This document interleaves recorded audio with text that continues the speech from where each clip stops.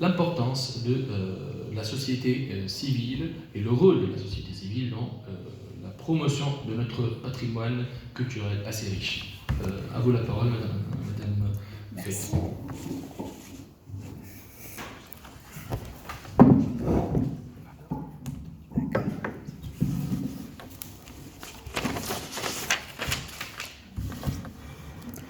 Merci à l'Association tunisienne du droit de l'environnement de m'avoir invité et associé à cette journée. Voilà. Je ne peux pas commencer mon intervention sans avoir une pensée à mon amie Lina Benmheni qui est décédée et qui a été successivement vice-présidente et trésorière de l'association Bitounsi. Donc, l'association Bitounsi, pardon, excusez-moi, je me familiarise avec ce PC qui n'est pas le mien. Donc voilà, c'est, oh là là, pardon, excusez-moi. C'est une association qui s'est donnée comme objectif la valorisation et la sauvegarde, la sauvegarde et la promotion du patrimoine tunisien en général et de l'artisanat en particulier. Née en avril 2016 sur les réseaux sociaux avec une communauté Facebook qui ne cesse de grandir de jour en jour et qui avoisine les 119 200 membres, avec 150 adhérents dont 97 sont des femmes, le collectif Bitounsi est devenu officiellement association le 28 janvier.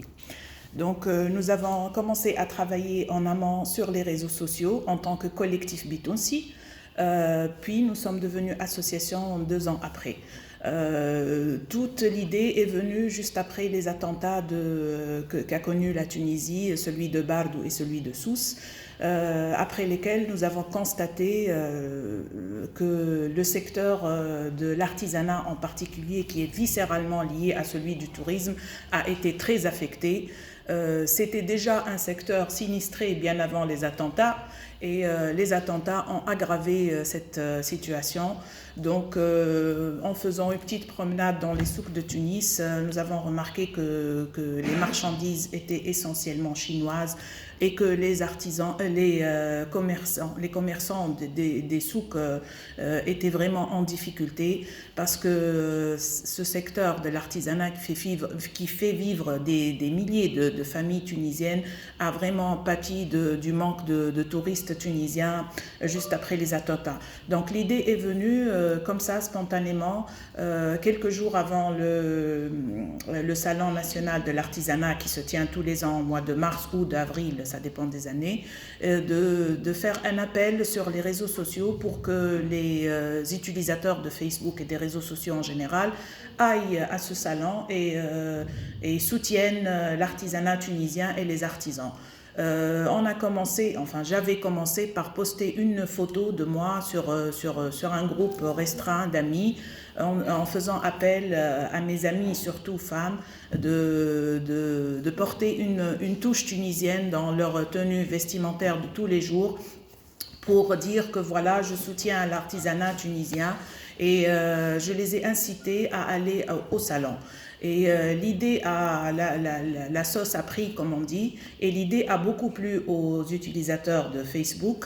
Le groupe a commencé à grandir de jour en jour et c'était phénoménal. Les premiers jours, c'était 1000 adhérents. Le deuxième jour, c'était 2000. 3 jours après, c'était 5000 et je ne pouvais plus gérer toute seule ce groupe, donc qui était au départ adressé à un cercle d'amis restreint. Mais l'engouement des Tunisiens a fait que j'ai dû faire appel à quelques amis pour qu'elles viennent en aide, me viennent en aide et pour qu'on s'occupe de l'administration de ce groupe comme il se doit. Donc le groupe au départ s'appelait cet été je m'habille tunisien parce que je croyais que c'était une action éphémère et que ça allait, que les gens allaient oublier juste après l'été et que ça ça n'allait pas perdurer. Mais l'engouement des Tunisiens, comme je vous l'ai dit, a fait qu'à la fin de l'été, on a dû changer le nom parce que l'été était fini. Donc on a appelé cette initiative Bitounsi. C'est un anglicisme pour dire que nous sommes ouverts, nous sommes certes attachés à notre identité tunisienne, mais nous restons ouverts à toutes les autres civilisations. Et Lina Benmeni, justement, avait trouvé ce jeu de mots qui est Betounsi, pour dire, c'est comme pour dire, comme nos grands-mères, quand elles partaient pour les mariages et tout, elles disaient « je m'habille Belarbi », pour dire fouta ou blousa, ou contrairement à une tenue pas tunisienne.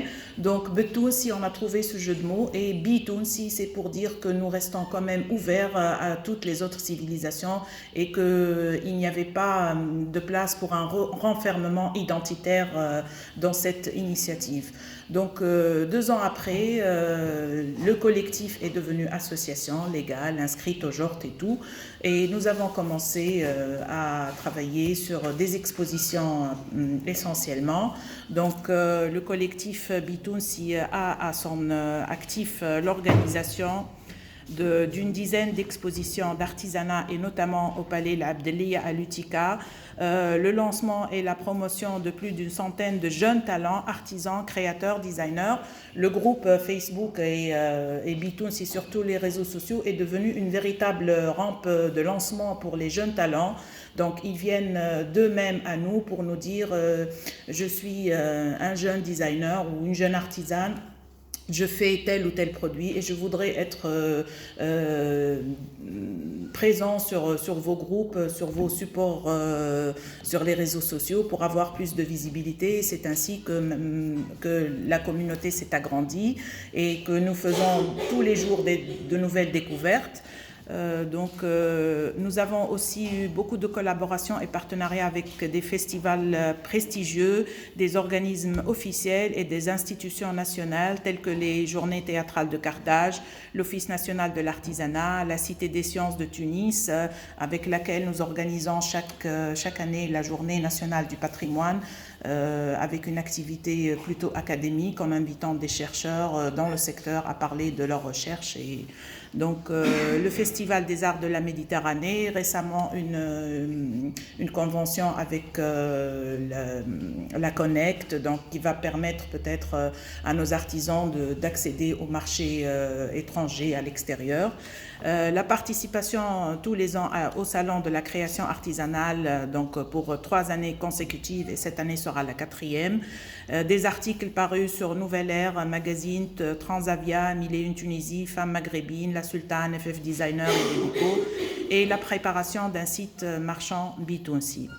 Donc voilà, tout ce travail est fait par des femmes bénévoles. Notre association est féminine à 100%, donc nous étions un collectif de 8 femmes, maintenant nous sommes une association avec quelques membres, mais le bureau exécutif ne comprend que 4 femmes. Donc ici c'était la participation, notre toute première participation au salon de l'artisanat avec le feu président Aïd Sebsi qui est venu nous saluer et saluer notre effort. Cette année, nous nous sommes mis comme objectif la participation et l'organisation plutôt d'expositions à l'étranger. Nous avons commencé par une exposition à Beyrouth en juin dernier et nous partons le 4 avril à Ottawa pour une exposition de quelques jours à Ottawa à l'invitation de notre ambassade de Tunisie au Canada. Fin mai, nous irons à Budapest. Fin juin, nous serons à Moscou et nous avons entre-temps décliné une invitation pour Johannesburg parce que les frais de participation sont trop chers et les artisans et les exposants ne peuvent pas s'offrir. Donc voilà, nous avons organisé des exceptions qui restent pour nous, enfin je ne sais pas si c'est le cas pour les autres visiteurs qui ont pu venir et voir, mais quelques exceptions sont restées dans les annales, comme on dit, comme les journées d'exception au jardin de Denden en juillet-août 2018. Nous avons la boutique Bitounsi avec les JCC, nous organisons tous les ans une boutique implantée sur l'avenue Habib Bourguiba, dans laquelle nous montrons le savoir-faire tunisien à travers des exposants. Ça dépend de l'espace. Chaque année, c'est 10 ou 6, ou ça dépend de l'espace qui nous est alloué. Cette année, la participation de Bitounsi a été sous forme d'un espace dédié aux cinéphiles à la Cité de la Culture. Et je ne sais pas si vous avez été à la Cité de la Culture, mais tous ceux qui ont été pendant les JCC ont été vraiment ébahis par toute cette déco que nous avons mis en place et cet espace pour les cinéphiles où ils ont pu s'asseoir, discuter autour des films et tout, dans une ambiance typiquement tunisienne. Donc voilà, ça c'était notre collaboration avec la Cité des Sciences, les Racines et Projections. Tous les ans, donc, nous organisons en collaboration avec la Cité des Sciences une journée. Nous avons effectué 2 collectes.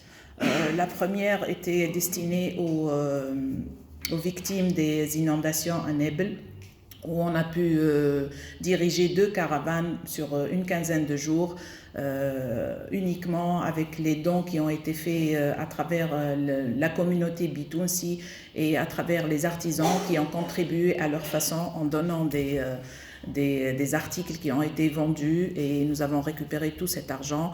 Puis nous avons fait une deuxième collecte pour les femmes victimes de l'accident de Blehdeya, et nous avons en 2 soirées pu collecter 15 000 dinars qui vont être attribués prochainement aux familles sinistrées sous forme d'aide à la création de projets durables. Donc voilà, nous sommes en contact avec les autorités régionales, pour remettre cette somme d'argent qui a été collectée au profit de ces familles. Voilà, maintenant je veux parler de cet engouement qu'il y a eu autour de Bitounsi et des causes de cet engouement. Je dis toujours quand j'interviens que l'association Bitounsi est arrivée à un moment où le Tunisien était vraiment désemparé et le questionnement sur l'identité était vraiment présent dans le débat de tous les jours sur les plateaux TV, et où il y avait une certaine invasion de noirs étrangers à nos coutumes vestimentaires qu'on voyait dans les rues. Je ne sais pas si vous comprenez de quoi je parle. Donc le Tunisien était un peu perdu, et Bitounsi est venu comme une bouée de sauvetage, parce qu'il a réconcilié le Tunisien avec son identité vestimentaire en premier lieu, mais pas que, et qu'il a rétabli cet amour pour les couleurs dans notre tenue vestimentaire, dans le décor de nos maisons, dans nos mergoum, dans nos tapis, dans tout ce que produit l'artisanat tunisien et les artisans tunisiens. Donc les Tunisiens, à travers Bitounsi et à travers cette initiative, se sont réappropriés leur identité qui est très haute en couleurs et qui n'a rien à voir avec le noir dont je parle. Et petit à petit, c'est ça qui a fait que la communauté a grandi assez vite et que le projet a été vraiment porté par les membres de la communauté, parce que ce sont eux qui nous suivent et qui portent nos initiatives à chaque fois, comme quand on a fait un appel par exemple à écouler le stock des potières de Sajnen lors d'un des salons de l'artisanat, et qu'on leur a demandé que ces femmes qui sont venues, qui ont loué des camions pour amener leurs marchandises, ne devaient pas rentrer avec de la marchandise à Sajnen parce que ça leur coûte. Donc on a fait un appel, et pendant 2 jours la communauté s'est précipitée sur ces poteries et les a achetées. Les artisanes sont rentrées finalement avec 0 poterie à Sajnen, donc elles ont tout écoulé. Les membres de la communauté ont été aussi présents lors de la relance de Marioul Fadila, qui est l'une de nos actions phares, parce que cette pièce vestimentaire du patrimoine tunisien qui était aux oubliettes je dis toujours quand j'interviens, et même M. Semi Ben Abdallah, le propriétaire de la marque, le sait aussi, et il en rit à chaque fois que même le propriétaire de cette marque avait oublié qu'il avait un Marioul Fadila. C'était une petite unité de production qui produisait quelques pulls pour les femmes du Sahel qui continuaient à le mettre, ou pour quelques femmes dans le sud de la Tunisie. Mais après l'action Bitounsi qui a été totalement innocente, on ne connaissait même pas M. Semi Ben Abdallah quand on a lancé l'initiative, et a tellement réussi que voilà, la marque a été remise sur la sellette. Maintenant, c'est une collection tous les ans. Il y a des couleurs tout à fait nouvelles qui n'existaient pas avant. Et voilà, maintenant, il n'y a pas une Tunisienne qui n'a pas au moins un Marioul Fadila dans sa garde-robe. Donc voilà, c'est une action qui nous tient, que nous aimons beaucoup. Donc voilà, tout ça pour vous dire que nous tirons notre force de toute cette communauté qui nous suit sur les réseaux sociaux et qui nous suit dans nos expositions. Nos expositions sont réussies parce qu'elles drainent beaucoup de monde, et elles drainent beaucoup de monde parce que nous y mettons beaucoup de cœur et beaucoup de passion, parce que nous présentons un produit qui sort un peu de l'ordinaire. Nous sommes très exigeantes dans nos expositions. C'est toujours des expositions à thème. Nous interdisons l'utilisation des tables et des chaises en plastique. Nous interdisons dans nos expositions l'utilisation des sachets en plastique. Nous exigeons à chaque fois des exposants qui participent avec nous à avoir un emballage qui respecte l'environnement. Nous sommes vraiment très à point sur très regardantes sur ce point. Et puis, nous essayons à chaque fois de créer des expositions à thème. Les exposants sont obligés de créer de nouvelles collections pour chacune de nos expositions. On essaye de varier le plus possible, de ramener des gens des régions, de ramener des jeunes talents. Nous ne donnons pas la possibilité d'exister que pour les artisans qui ont pignon sur rue et qui vendent et qui sont bien établis. Bien au contraire, nous essayons toujours de dénicher des nouveaux, des jeunes talents, des jeunes qui sont en difficulté, qui commencent, qui débutent, et nous leur donnons cette opportunité d'abord à travers la visibilité que nous leur offrons tous les jours sur les réseaux sociaux, et puis à travers les expositions que nous organisons, et d'ailleurs nous ne percevons absolument rien. Toutes nos expositions sont pratiquement gratuites, surtout pour ces jeunes-là. Donc voilà, je ne sais pas si j'ai résumé, je pourrais parler des heures de Bitounsi et de ce que nous faisons, mais voilà, je crois que j'ai parlé de l'essentiel de cette initiative à laquelle je souhaite une longue vie, bien après les 3 années de ce bureau-là qui existe actuellement et qui va être renouvelé dans une année. Donc, j'appelle tous les présents ici qui ne connaissent pas le groupe Bitounsi à y adhérer. Vous avez la page de l'association où vous trouvez toutes les annonces officielles de l'association qui concernent les expositions, les actions. Et vous avez le groupe Bitounsi où vous pouvez échanger, choisir des articles, entrer en contact avec les artisans, acheter et vendre, même si c'est informel, comme disait le monsieur tout à l'heure. Et puis, je dois aussi dire que nous travaillons beaucoup, nous essayons d'avoir des subventions pour pouvoir travailler sur le renforcement des capacités, sur l'autonomisation des femmes, surtout rurales.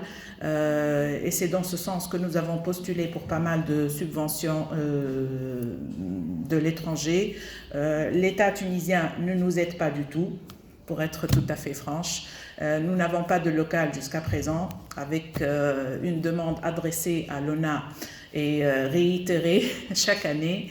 L'Institut du patrimoine ne nous a jamais contactés. L'ONTT ne nous a jamais contactés, malgré tous les efforts que nous faisons pour la promotion de l'artisanat tunisien en général, et en particulier, et du Made in Tunisia en général. Nous sommes des électrons libres dans la société civile et nous n'avons bénéficié d'aucune subvention, ni de l'État tunisien, ni des bailleurs de fonds étrangers pour le moment, mais ça ne tardera pas à venir du côté des bailleurs de fonds parce que nous avons présenté récemment un dossier en bonne et due forme pour pouvoir bénéficier d'une subvention qui nous permettra justement de réaliser les objectifs de l'association, à savoir la promotion des artisans tunisiens. D'ailleurs, le slogan de l'association, c'est « Au service des artisans ». Ça, c'est le slogan. Donc, voilà. Je voudrais parler aussi pour évoquer justement le manque de moyens, qui est vraiment un handicap pour toute jeune association pour la réalisation des objectifs. J'ai été invitée par la Fondation Kautar à aller en Iran il y a 2 ans et j'ai rencontré des femmes formidables là-bas et on avait fini par concevoir un petit projet qui est une sorte de jumelage entre les poupées en chiffon d'une région iranienne et les poupées en poterie de Sajnane. Malheureusement, le projet n'a pas pu aboutir faute de moyens, donc on n'a trouvé aucun soutien et le projet est resté sur le papier, voilà. C'est pour vous dire combien les moyens sont le nerf de la guerre, même pour les associations. Et faute de moyens, il y a pas mal de projets qui tombent à l'eau. Nous travaillons en collaboration aussi avec un organisme de financement international connu sur la place en Tunisie pour le lancement d'un site marchand avec le label Bitounsi. Nous allons bientôt déposer le label Bitounsi pour qu'on puisse l'utiliser à bon escient. Et voilà, c'est à peu près ça tout. Si je peux dire le résumé de nos activités pendant les 3 années qui se sont écoulées de la vie de Bitounsi.